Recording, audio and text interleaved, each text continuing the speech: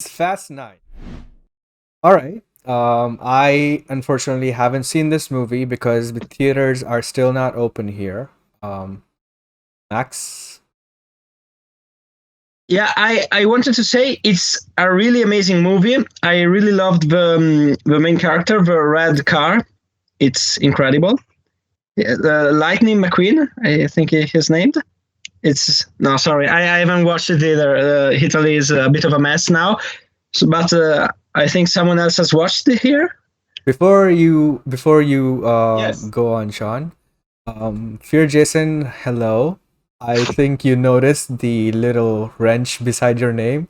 I have made you a mod, so again, thank you for joining. I know you're a regular here, so I made you a mod. And if you see someone trolling or someone you don't like, feel free to just mute them. All right. So with that out of the way, you can go ahead and give your thoughts on Fast Nine, man. Was it the masterpiece everyone was hoping it was? Okay, so this franchise is ridiculous.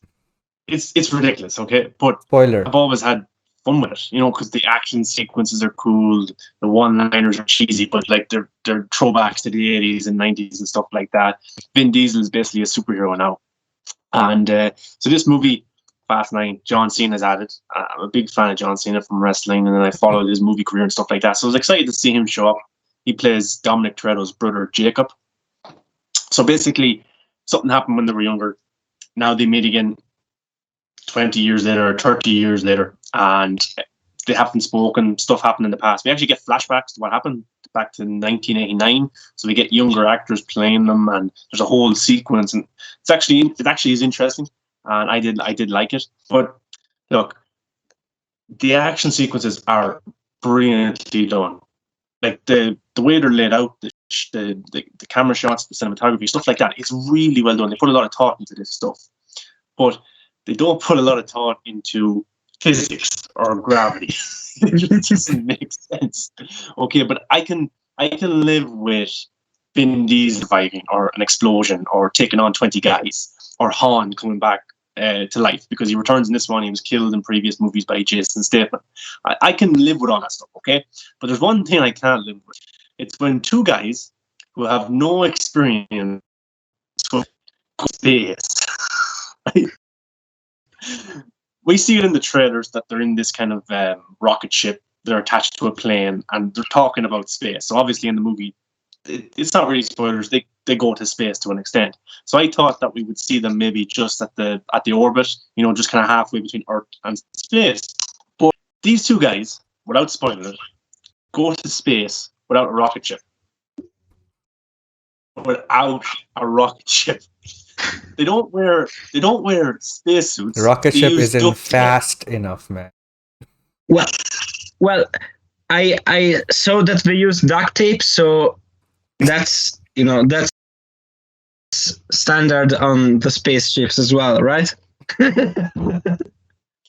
They use duct tape, and they don't have a spaceship, and they're able to go around space. Now, I won't give away the reason why they're in space. It's actually important to it actually is important to the plot. If they don't go to space, the world is effed, right? But there's one scene that just took me completely out of the film. So they go to space without a spaceship, without suits, and then these guys are individually floating around space. This happens in the movie. I'm not even joking. But look, that part took me out of the movie. But I can live with all the other stuff. Yeah, Max is confused. He's like, yeah, because I thought the slingshot that we see in the trailer in the jungle, I thought that would be the dumbest thing in the movie. But now I'm like, maybe I should see this movie. Maybe I should watch Fast and Furious 9 to save cinema. Yeah. It's doing pretty well at the box office again this week, which is great. Audiences love this franchise, love the characters because of the family aspect to it. And look, Vin Diesel is actually a very good dramatic actor. A lot of the heavy scenes in the film got to do with his brother, his family, and his son and his wife and stuff like that. It's very touching, and he's brilliant at it. That's very good.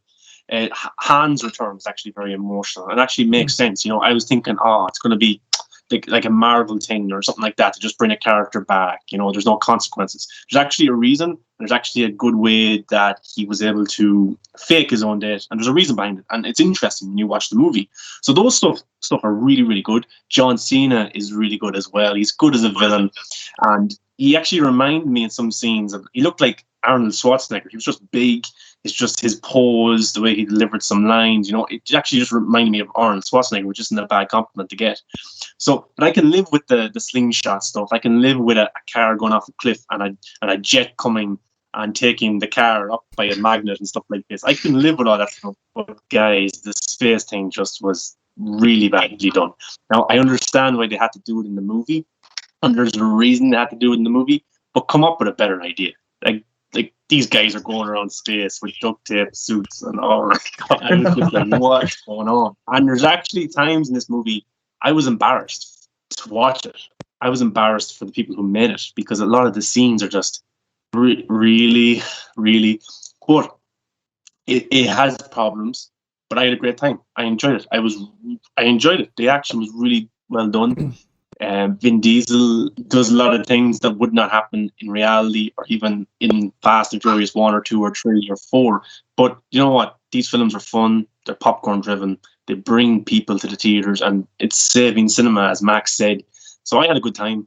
My only complaint is the space stuff. That's about it. Everything else I can believe. I can not believe, but I can live with. I can live with. But yeah, I'd say Fast and Furious 9. It's not. People were saying it's terrible. It's not amazing. It's not the worst film I've ever seen. I had a good time with it, and you know what? I'd probably go watch it again. And it's 2 hours and 30 minutes. Wow. I could have cut some time out of it because there's a lot of dialogue and a lot of talking, but I think the talking was necessary in some scenes because it added to the emotional stuff, like, you know, Jacob and Dominic Toretto, their past and their present, and then also the stuff with Han as well. There's one other thing I didn't like, critical of, is, you know, Paul Walker, terrible what happened to him and stuff. And, you know, I think it was it Fast 7 or 8 or 7, I think, where they had kind of him go off in his own car, in his own journey. In the film, they reference him a lot. And they do stuff like, oh, here is Brian, Paul Walker, and then it cuts to black, or it goes to a different scene. And that I didn't really like. It's like, he's there, but we could never see him on camera again. You know, but I would have liked to not see him, but I just think, he's gone. Don't be bringing them back in just to say, oh, he's there. But other than that, it was good fun, and I'd recommend it, because why not? If you want to just go watch stupid action and eat your popcorn and have fun, then why not? Awesome. I might check it out just to see how ridiculous it is. Because I haven't watched Hobbs and Shaw yet, and I'm one of those who didn't like the progression that this franchise was going. But I understand why people, you know, pay a lot more now than they did before. I think the 4th, 5th, and 6th movies were a good balance between the racing aspect and the, you know, heist stuff, and some of the ridiculous stuff, right? Like carrying a whole damn safe with your cars. I think that was still fine. But I think it was the 8th movie that was when, you know, they were playing with the torpedoes and in the ice and all that. That movie I just didn't like. That was the last point for me, and I knew that this movie is even more ridiculous than that. So I don't know if I'm gonna watch it. I haven't watched Hobbs and Shaw yet, so I might have to watch that Hobbs first. and Shaw.